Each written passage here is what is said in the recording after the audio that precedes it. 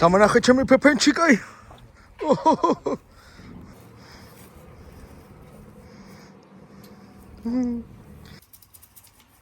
წინა ვიდეოში ხო ქვემოდან დავწმინდავთ, ეხლა ზემოდან დავიწყეთ. ნახოთ აბა რა გამოვა.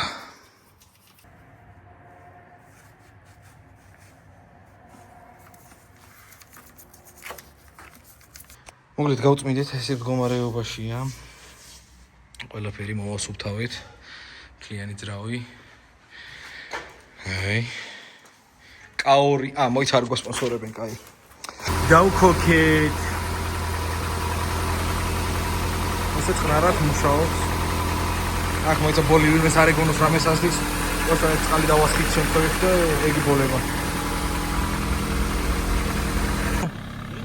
ნელა Nela.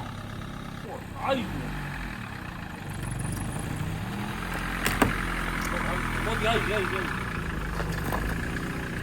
მიდი ბიჭო. გაზი ცოტა. გაზი დაახმარე. ძანა. დადი თორე დამოკლავ შეჩემ. მოკლედ მეგობრებო, წინა კადრებში ნახავდით როგორ გამოყავს მანქანა, უკვე გაწმენდილი ძრავით და გასუფთავებული ძრავით. მართალი არ გადაგვიღია. გატესტვის მომენტი, იმიტომ რომ რავი არ მომსვლია თავში აზრად რომ საჭირო იქნებოდა. მაგრამ კარგად იარა, ყველაფერი კარგად გააკეთა, ანუ გამიკვირდა, სიმართლე რო გითხრათ, რომ გამოგვივიდა ეგ საქმე. მაგრამ როგორც აღმოჩნდა, ყველაფერი კარგად გამოგვსვლია. მაგრამ როდესაც უკვე სახში მოვიყვანე რაღაც გავლის შემდეგ, წყლის ტემპერატურა ისევ აწია, მაღლა და ისევ ესე რა ვთქვათ, გახეთქა, ოღონდ გახეთქა ხმამაღალი ნათქვამი არის. ალუმინის ნაწილი ხო დავაყენეთ წინა ვიდეოში ჩვენ აი ეს ნაწილი. რახან ეს უკვე პლასმასის არ იყო და ალუმინის იყო, ვეღარ გახეთქა.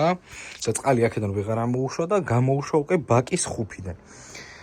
ბაკის ხუფიდან რახან გამოუშვა, ვიფიქრეთ რომ შეიძლებოდა პრობლემა ქონოდა პომპას, იმიტომ რომ ისევ აადუღა და ისევ ტემპერატურა აწია, მაღლა და ვერ დაიჭირა ტემპერატურა.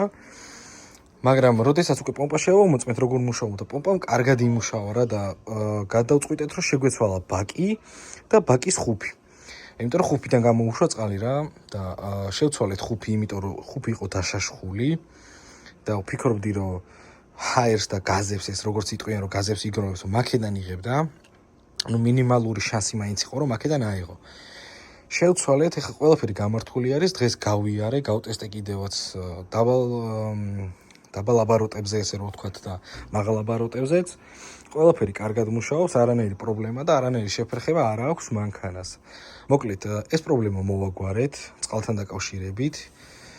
მაგრამ თუ კიდევ არის მინიმალური შანსი იმის, რომ კიდე გაფუჭდა და კიდე წყალმა გაასხა, ესე რო ვთქვათ და მოასხა, უკვე მერე პომპასაც შევცვლით რა. ანუ პომპა დაგვრჩა ერთადერთი ნაწილი, რაც არ შეგვიცვლია ამ მანქანაზე, იმიტომ რომ თვლით, რომ კარგად მუშაობს და არანაირი შეფერხება არ აქვს. მოვიტანეთ მოკლედ მონობლოკები, მეგობრებო, ეხლა უნდა მივაყენოთ. 15-იანებს მოვხსნით ხო ირა? 15-იანებს მოვხსნით და დავაყენეთ 18-იან მონობლოკებს. აი ესე გამოიყურება ჩვენი. არა, ბევრს არ ყავს, კაცო. ბევრს კი არ ყავს, ესეთი კაიას 24. სულით ეხა. პატრიშკებს. არა, საბურავებს იგოსავებ. და ნახოთ რა იქნება.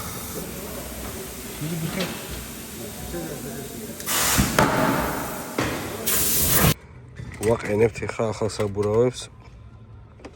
წინა საბურავებს ეხას მოც ვერ გაივლი და მოგიდეთ ახლები და ეხა ვაყენებთ ისევ 15-იანებს, უკეთესი პროტექტორებით და უკეთესი წლოვანებით. ვაყენებთ დაშიტენიქს. აჰა, ირაბოლტი. და უკვე ყველაფერი მოგვარებული იქნება. არის ძმაკაცი რო ყავს, ძველი მანქანა რო ყავს და ყავს როცა სვავდეთ ურტლიანი ხელებით. მონობლოკებთან ერთად რა. ხო ირა? ხო ეგრეა? რა? ჯიგარი ძმაკაცი ძველი მანქანა და ყავა როცა გაქვს დასალევი, ხო უნდა სვავდეთ ურტლიანი ხელებით და მონობლოკებთან ერთად. იას. აი მონობლოკები. აბა რა. შეიყვანეს ახლა მომწოდე. შესაძლოა ბოლოხტანი წუსტულ პოვია. გაიარა ჩვენ მას 24 ტექ დათვალიერება.